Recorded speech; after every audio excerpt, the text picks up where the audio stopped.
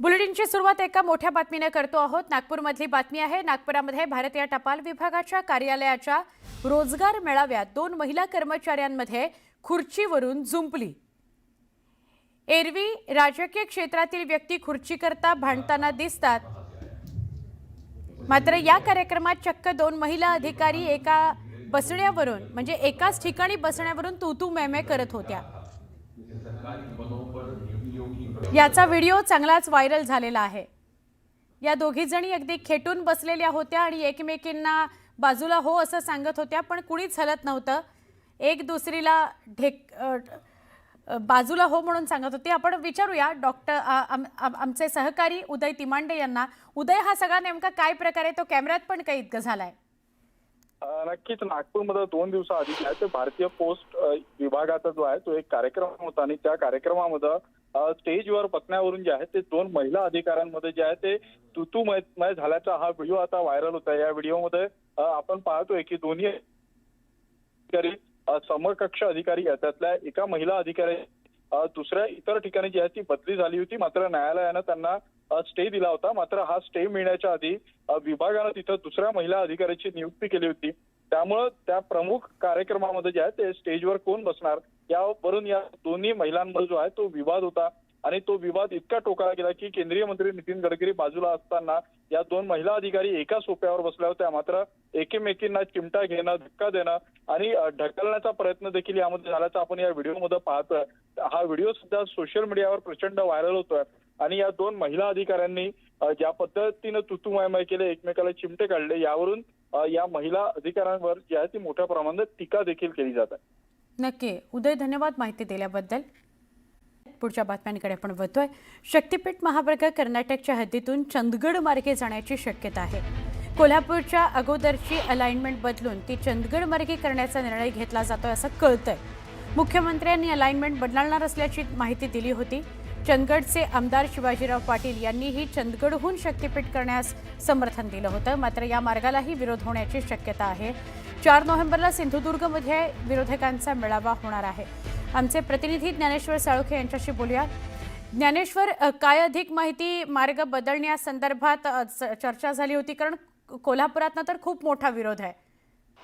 सुवर्ण शक्तीपीठ महामार्गाला कोल्हापूरचा तीव्र विरोध पाहता तो चंदगड मार्गे नेण्याची नवीन अलाइनमेंट आता मुख्यमंत्र्यांच्या समोर आहे आणि त्या दृष्टीनं मुख्यमंत्र्यांनी सुद्धा सुतोवाच आहे ते केलं होतं। कोल्हापूर आणि सोलापूर, सांगली या परिसरातून या महामार्गाला मोठ्या प्रमाणात विरोध होताना पाहायला मिळते। त्यामुळे कर्नाटक हद्दीतून पुढे चंदगड मार्गे कोकणामध्ये नेण्याचा हा रस्त्याचा विचार सध्या सुरू असताना पाहायला मिळते।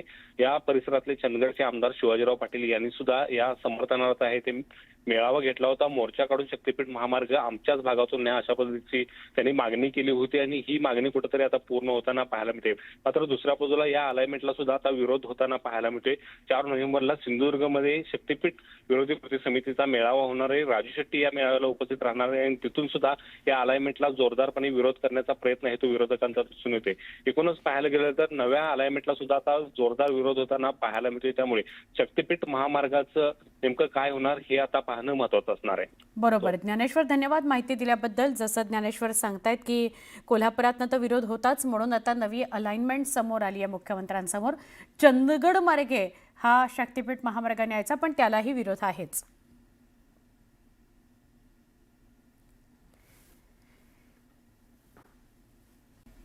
बातमी नाशिकमधून। नाशिकमध्ये त्र्यंबकेश्वर रस्त्यावर सुरू असलेल्या MMRDAच्या कारवाईला तात्पुरती स्थगिती देण्यात आली आहे। स्थानिक लोकप्रतिनिधी आणि साधू महंतांनी मुख्यमंत्र्यांची भेट घेतली। नाशिक त्र्यंबकेश्वर रस्त्याच्या विस्तारीकरणासंदर्भात NMRDAनं अतिक्रमण हटाव ही कारवाई केली होती। या कारवाईत अनेक नागरिकांच्या घरांना नोटीस बजावली गेली।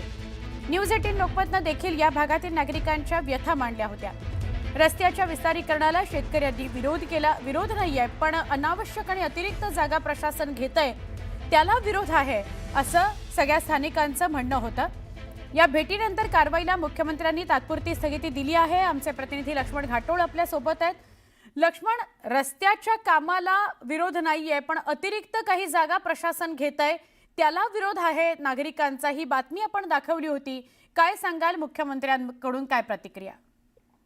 सुवर्ण, खरं तर नाशिक त्र्यंबकेश्वर हा जो रस्ता आहे त्या रस्त्याचा पिंपळगाव बोहला तर पेगलवाडी फाटा हा 15 किलोमीटरचा जो रस्ता आहे, या रस्त्यावर असलेल्या शेकडो शेतकऱ्यांना या निर्णयामुळे एक दिलासा मिळालेला आहे. खरं तर या सगळ्या शेतकऱ्यांसाठी, नागरिकांसाठी दिलासा देणारी ही बातमी आहे. कारण NMRDAच्या माध्यमातून या भागातील शेतकऱ्यांना गेल्या 8 दिवसांपूर्वी नोटिसा बजावण्यात आलेल्या होत्या आणि त्या नोटिसांमध्ये त्यांना सांगण्यात आलेलं होतं की त्र्यंबकेश्वरचा जो मुख्य रस्ता आहे त्या रस्त्याच्या 50 मीटर परिसरामध्ये असलेली सगळी बांधकामं ही NMRDAने अतिक्रमित ठरवली आणि ती पाडण्याचे फरमान त्यांनी काढलेलं होतं. मात्र हा निर्णय जो आहे तो NMRDAचा अन्यायकारक होता, हे न्यूज 18 लोकमतने आपल्या बातमीच्या माध्यमातून समोर आणलेलं होतं.